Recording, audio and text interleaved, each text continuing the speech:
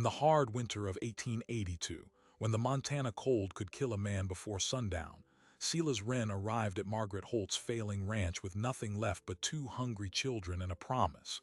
He didn't beg for charity. He simply looked Margaret in the eye and said, "Feed my kids, I'll fix your ranch." The widow had been cheated before. She almost sent them away. But something in the boys' quiet protectiveness made her pause. She gave them a meal and a private test. And the real storm hadn't even arrived yet. Silas Wren had been reduced to the weight he could carry: two children, a worn-out coat, and a grief that carved deep lines into his young face. Since his wife's death, he had drifted across Montana territory, watching his children grow thinner every week. Margaret Holt's ranch was a widow's slow defeat. For 3 years, she had watched her land crumble while a neighbor circled, pressuring her to sell. She had turned away every drifter offering easy fixes. So when a hollow-eyed stranger appeared, asking only for food in exchange for honest work, her instinct was to close the door. Instead, she fed his children and set a test that would force her to trust again, just as the worst blizzard in a decade began to roll down from the mountains. The test did not begin with a question or a contract. It began with silence and a walk. The morning after she fed his children, Margaret Holt stood on her porch wrapped in a wool blanket, watching Silas Wren move across her land like a man reading a book no one else could see. He stopped at the barn first, running his hand along the warped boards, pressing his palm against the gaps where she had driven rags and old newspaper to keep the wind out. She had patched those cracks herself the previous autumn, proud of the work at the time. Silas pulled one of her patches free, studied the frost pattern on the inner wall, and shook his head once. The barn was losing heat through a dozen small failures, not one large one. The animals had been cold for months without her knowing why. He moved next to the hay store, an old lean-to on the south side of the barn. Margaret had stacked the bales herself, bottom row raised on wooden pallets to keep the damp from ruining the feed. But Silas crouched low, dug his fingers into the earth beneath the pallets, and brought up a handful of wet black rot. The ground had settled over 3 winters, tipping the platform just enough that moisture wicked upward through the lowest bales. Half her winter hay was already turning to mold. She had no idea. He did not say it was her fault. He simply noted it, the way a doctor notes a fever, and moved on. The water system was the final piece. Her late husband had rigged a clever gravity feed from a spring uphill, a pipe running through a shallow trench to a holding barrel near the kitchen door. Clever but fragile. Silas tapped the barrel with his knuckles and listened. Then he walked the trench line, noticing where frost heave had shifted the pipe, where sediment had gathered, where the first hard freeze would split the metal at the joints. He told her flatly that the system would fail when real cold arrived. Not if. When. Margaret had watched all of this without speaking. She had been fooled before by men who promised quick fixes and delivered nothing. A drifter named Cotton who took 3 meals and vanished with a pocket full of nails. A carpenter who claimed he could repair the roof and left it worse than before. So she did not offer praise or gratitude. She simply opened a small ledger book and wrote the first entry. Firewood saved, 0 cords to date, but the axe was freshly sharpened and leaning against the chopping block. She wrote it in pencil, light enough to erase, but the proof began to accumulate. By the end of that first week, Silas had rebuilt the worst of the barn walls, replacing rotted boards with new planking cut from a fallen pine she had been eyeing for 2 seasons.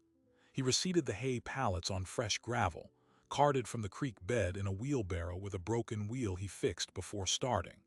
He insulated the water pipe with burlap and bound it tight with twine, then buried the shallow sections deeper. No complaint, no wasted motion, no words beyond what the work required. Margaret's ledger filled slowly, barn sealed, hay preserved, water still flowing through the first hard frost. She did not yet trust him, but the proof was harder to ignore than a stranger's promises. The children were the quieter test. Tobias, the older boy, seemed to carry a vigilance too heavy for his age. He stayed near his sister, watching the horizon like a small sentry. Ivy had not spoken a full sentence since her mother died. She would nod, shake her head, sometimes whisper a single word, but words seemed to cost her something no child should have to pay. Margaret noticed that Tobias began to stand between Ivy and the wind without being told, a habit so ingrained it looked like instinct. And when Margaret sat at the kitchen table with her ledger, Tobias would drift closer, watching the numbers with something like hunger. One evening, without being asked, he picked up a pencil and began copying the figures into the margins. His handwriting was careful, precise, as if this small act of order held something together inside him. Then the neighbor came back. Cyrus Blackwood owned the largest spread in the valley, a fat ranch that grew fatter every year while smaller holdings collapsed around him. He had been pressuring Margaret to sell for 3 years, first gently, then with the patience of a man who knew time was on his side. He arrived in a clean wagon, not the mud-splattered rig of a working rancher, and sat his horse near the gate, watching Silas drive fence posts. Margaret walked out to meet him. Cyrus smiled without warmth. "Hearing strangers now, Margaret. Folks in town are starting to wonder if you've lost your judgment along with your husband." He said it loud enough for Silas to hear. The hammering did not pause. Margaret said nothing, but that night she added a new column to the ledger, neighbor comments. She left it blank, no proof needed yet. The first real sign of winter came in late October. A deep cold settled over the valley, still and heavy, the kind of cold that made the air feel brittle.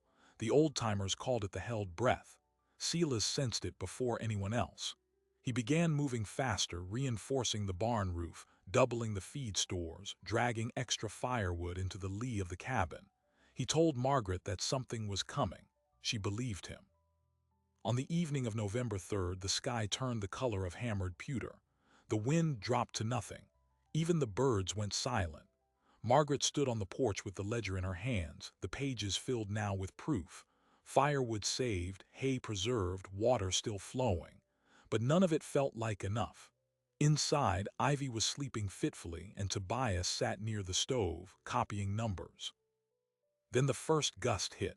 A single violent slam that rattled the shutters and sent a loose board flying from the barn. The blizzard had arrived earlier than anyone expected, and in the space between two heartbeats, the barn roof groaned, deep and wrong, and the sound of panicked animals rose into the screaming wind. Margaret dropped the ledger.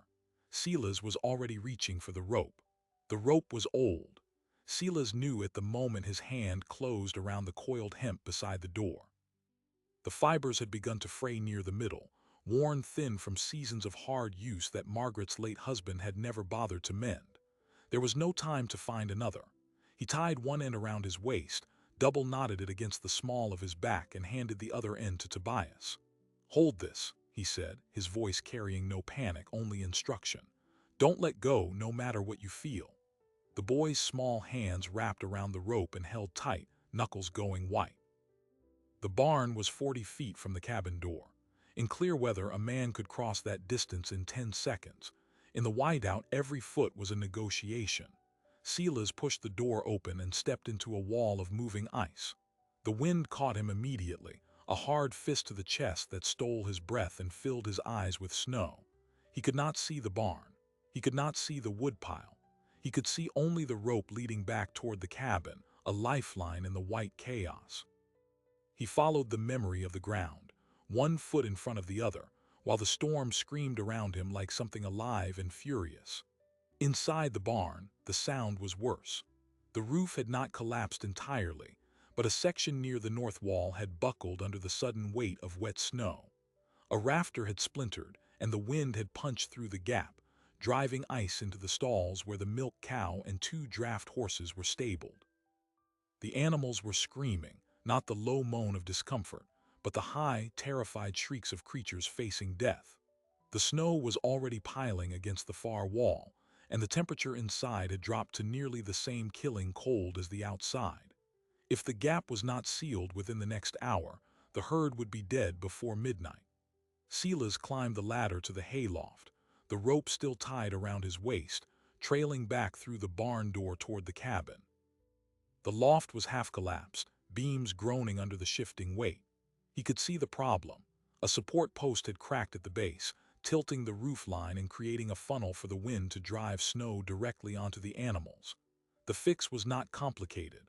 A new brace hammered into place would redistribute the load and seal the gap. But the work would require him to go outside, onto the roof in the whiteout, with no harness and a hammer slippery with ice. And that was when Margaret appeared. She had not waited. She had watched the rope go taut, watched the white void swallow Sela's whole, and then she had pulled on her husband's old coat, grabbed a second coil of rope from the supply chest and followed the lifeline through the storm. She was not a woman who depended on others.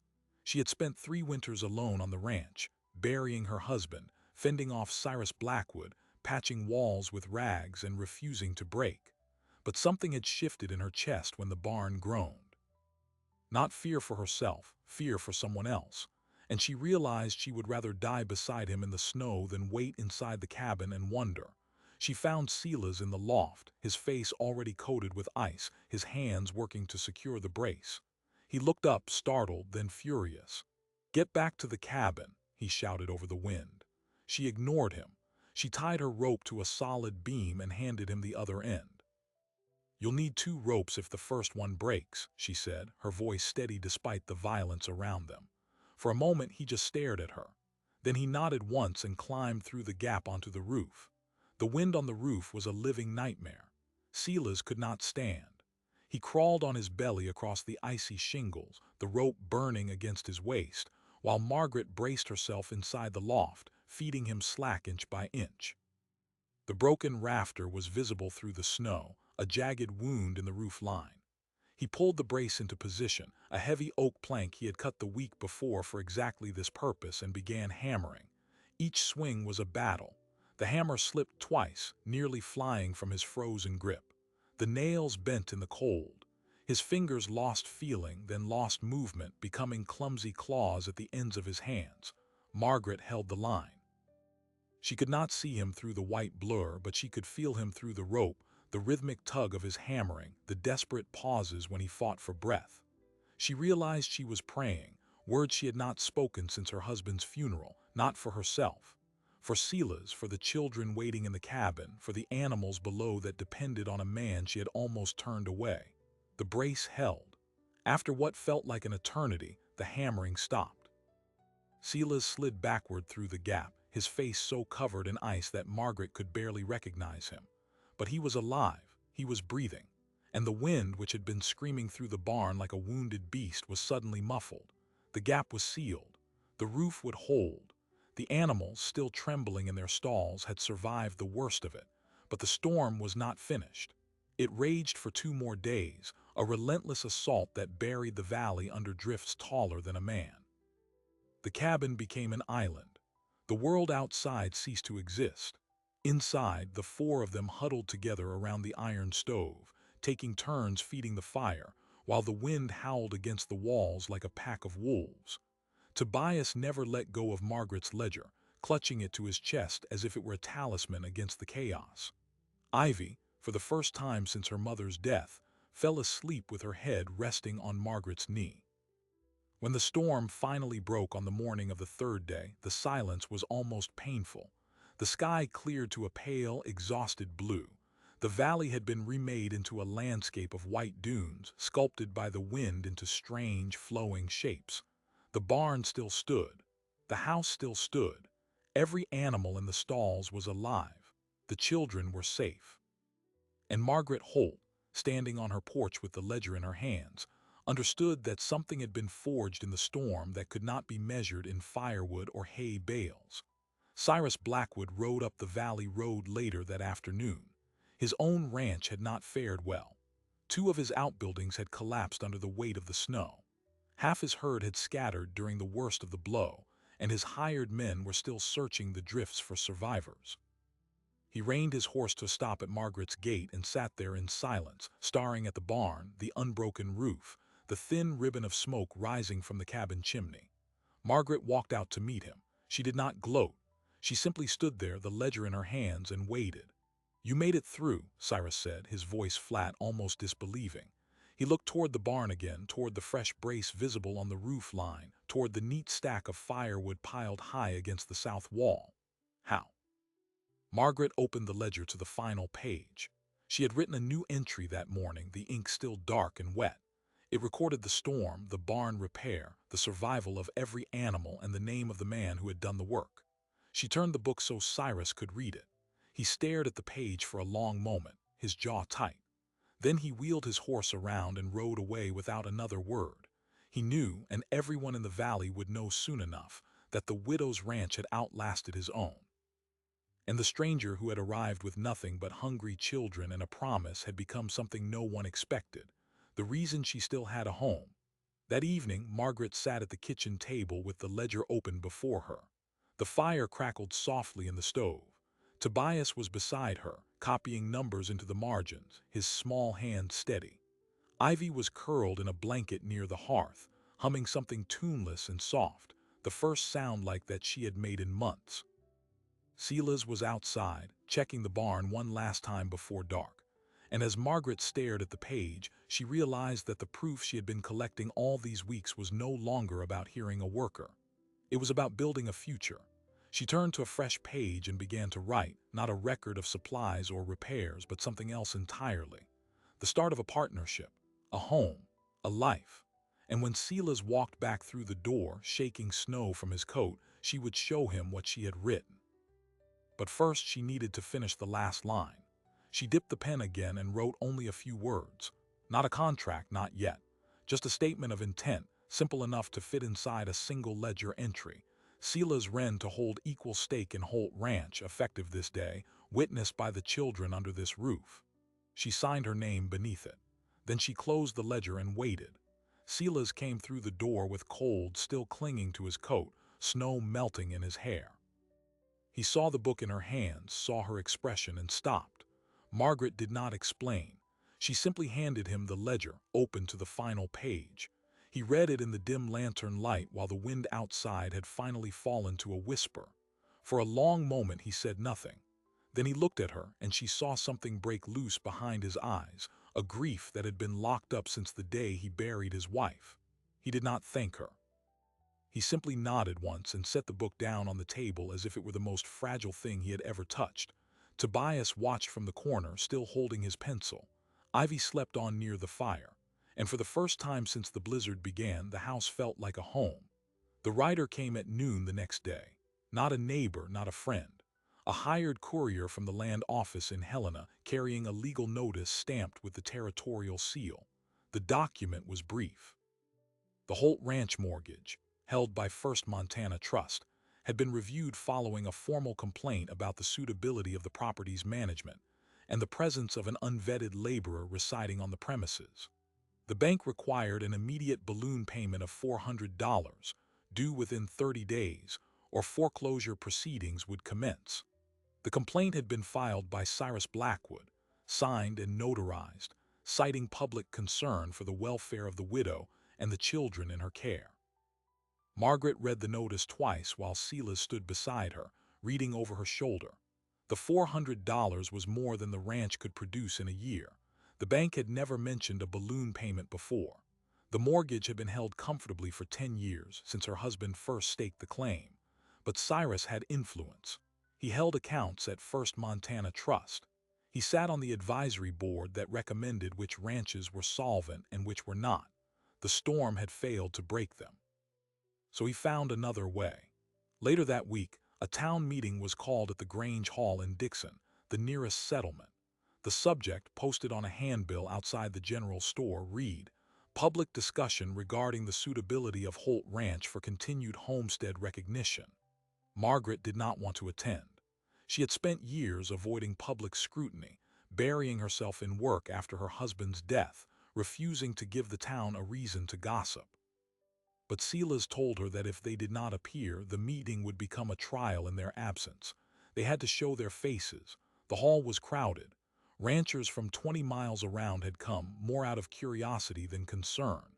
Cyrus Blackwood stood near the front, flanked by two men Margaret recognized, the county surveyor and a clerk from First Montana Trust. He did not need to speak first.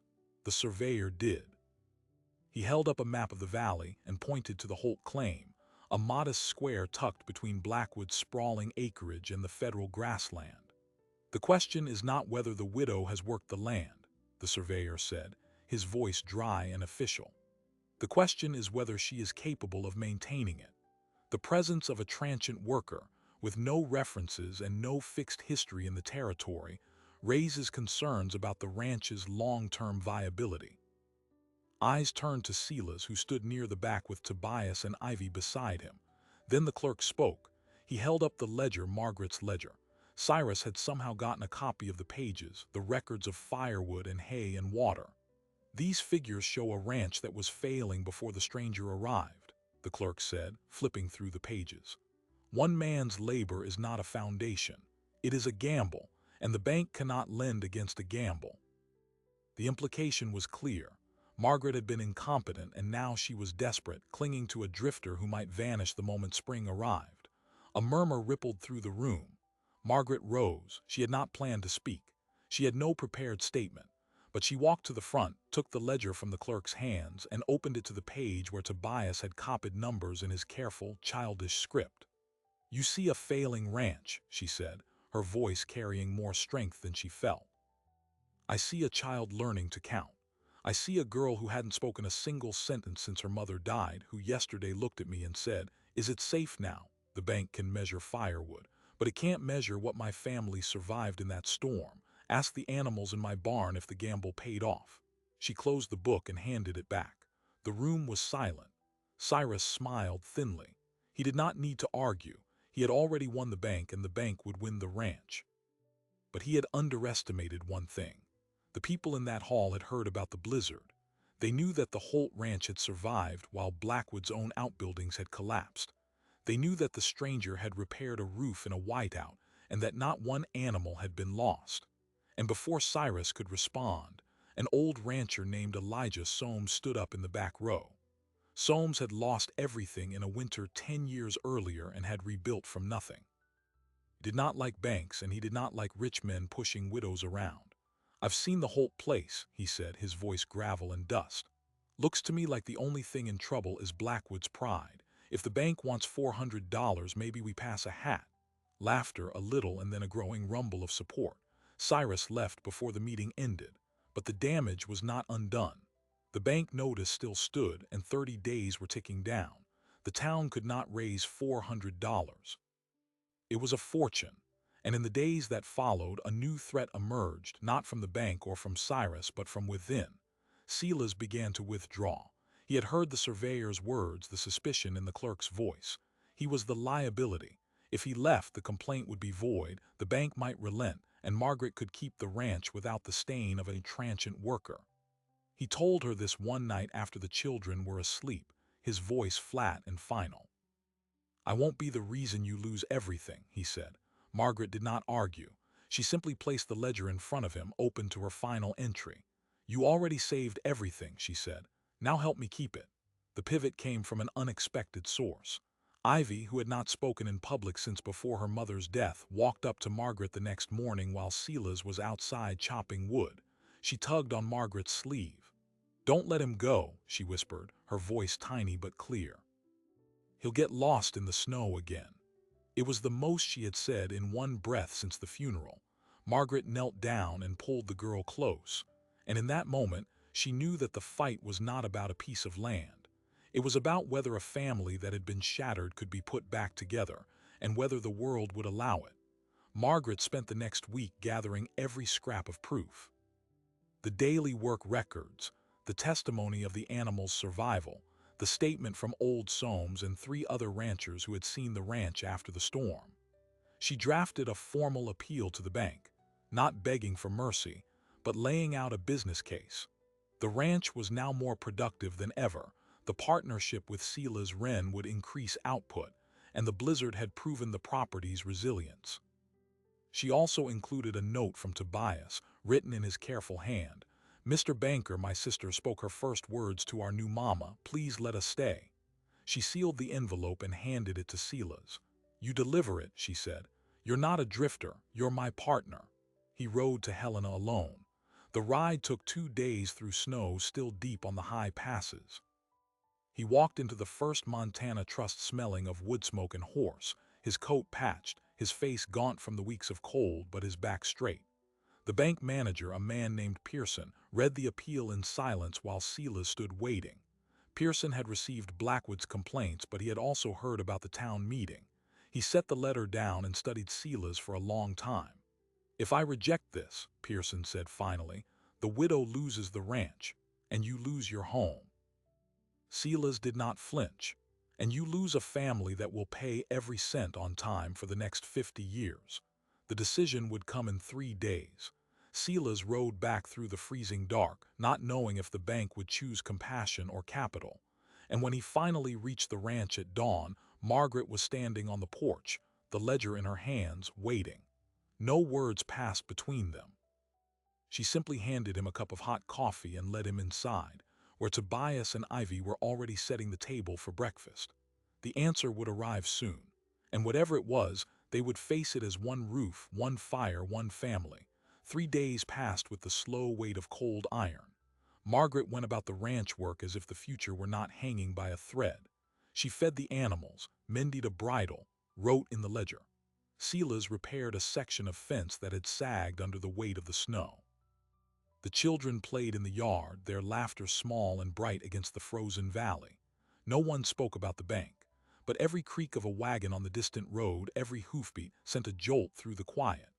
On the afternoon of the third day, a rider appeared on the ridge. Not a courier this time. It was Pearson himself, the bank manager from Helena, riding a sturdy gray mare with a leather satchel strapped to the saddle. He did not come with a sheriff or a foreclosure notice. He came alone, picking his way down the snow-packed trail toward the ranch house. Margaret saw him first. She set down the feed bucket and wiped her hands on her apron. Sela's came up beside her, his face unreadable. Tobias herded Ivy onto the porch and stood in front of her, a small guardian. Pearson dismounted stiffly, a man more accustomed to a desk than a saddle. He nodded to Margaret, then to Sela's, and pulled a folded document from his satchel. Not an envelope. A single sheet of heavy paper, stamped and sealed. He handed it to Margaret without ceremony. She broke the seal and read it in silence while Pearson waited. The cold wind tugged at the edges of the page. Then she looked up. Her expression did not change immediately. She simply handed the paper to Sela's and turned to Pearson. "You rode all this way to deliver this in person?" she asked. Pearson removed his gloves, one finger at a time. "I read the boy's letter," he said. "And I've been a banker long enough to know that a ledger only tells half the story. The document was not a foreclosure. It was a restructured mortgage with the balloon payment eliminated, the interest rate reduced, and a new line added to the ownership record. Sela's Wren, equal partner, Holt Ranch." Pearson had overridden the complaint. The board had resisted, but the news of the blizzard and the town meeting had spread further than anyone knew.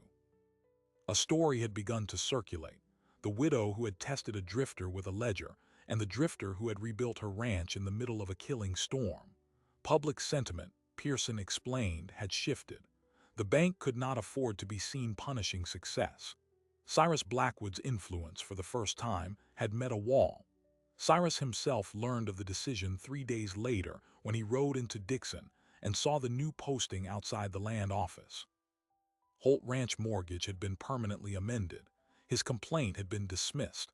He read the notice, then turned his horse around without a word to anyone. His own troubles were compounding.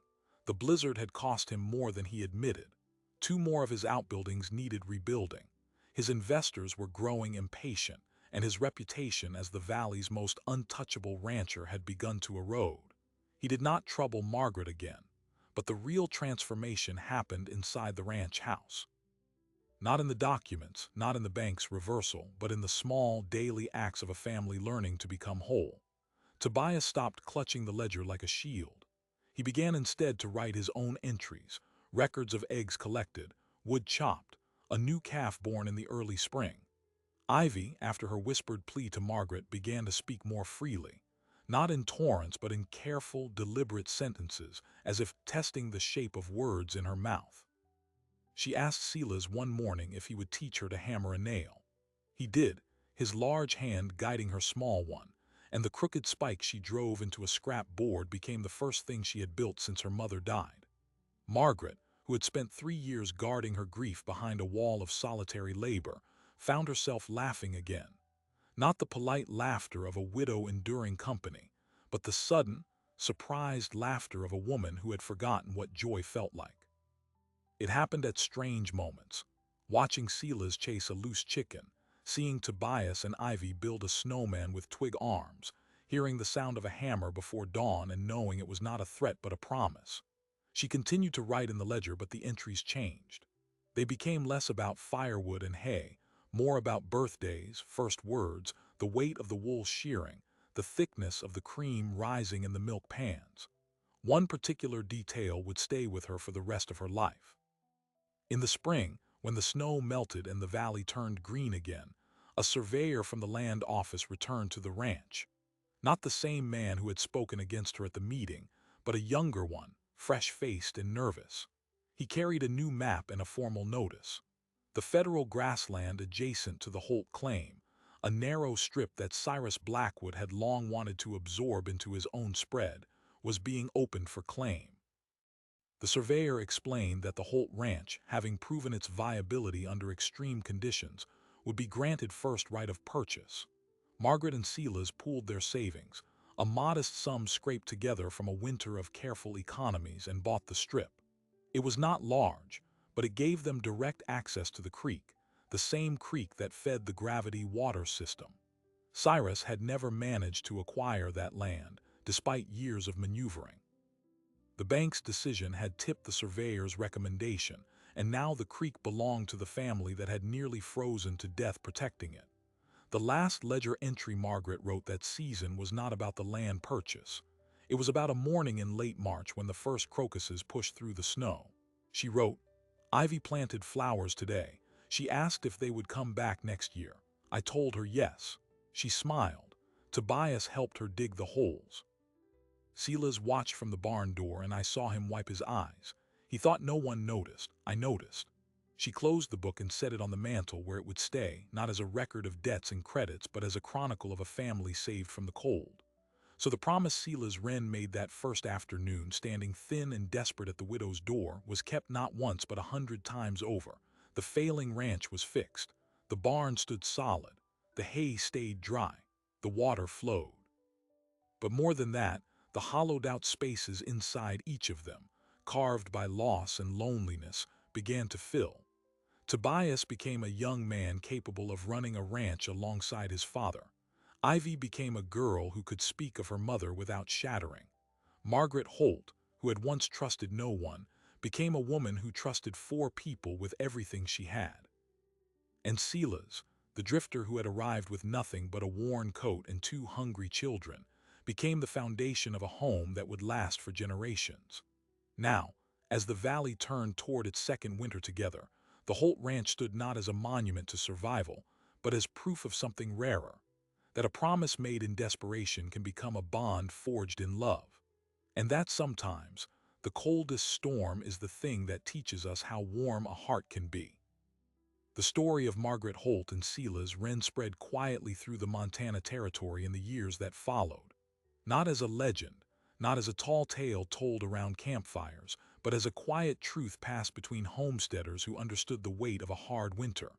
A widow who had trusted no one found a partner. A drifter who had lost everything found a home.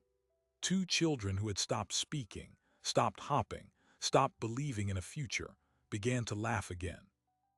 All because of a promise made over a meal and tested in a blizzard. But the question that lingers is not whether Margaret was right to trust Silas. It is deeper than that. How many people have you turned away because they arrived with nothing but words? How often do we mistake a lack of resources for a lack of character? Margaret Holt's ledger started as a record of firewood and hay. It ended as a record of trust rebuilt one day at a time. The test she set was not for Silas alone. In many ways, the storm tested her too, asking whether she would risk her heart again after losing her husband, whether she would let strangers become family, whether she would leave the warmth of her cabin and follow a man into the whiteout with only a rope and a stubborn refusal to let him die alone. The cold truth is this: the blizzard would have come regardless. The barn would have failed. The water system would have frozen. The bank would have foreclosed. Cyrus Blackwood would have won. But a single choice made by a woman who had every reason to say no changed the trajectory of 5 lives. She fed hungry children. She watched the work. She wrote the proof. And when the moment demanded courage, she tied the rope and stepped into the snow. That is not a gamble.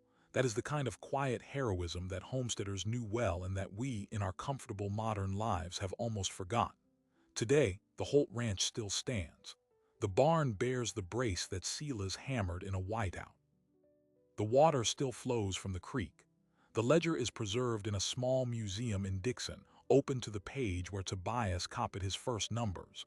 And the descendants of that unlikely family still ranch that same land, telling visitors the story of the winter that forged them. Not a story of perfection, a story of persistence. So what was it that truly saved this family? The firewood, the brace, the bank manager's mercy? Or was it the simple, radical act of a grieving man who refused to let his children starve, and a guarded widow who decided, against all instinct, to open her door and watch what happened next? If you believe that character is revealed not in comfort but in crisis, hit subscribe and follow us deeper into the forgotten corners of frontier history. Because there are more stories like this one, buried under the drifts of time, waiting for someone to dig them out.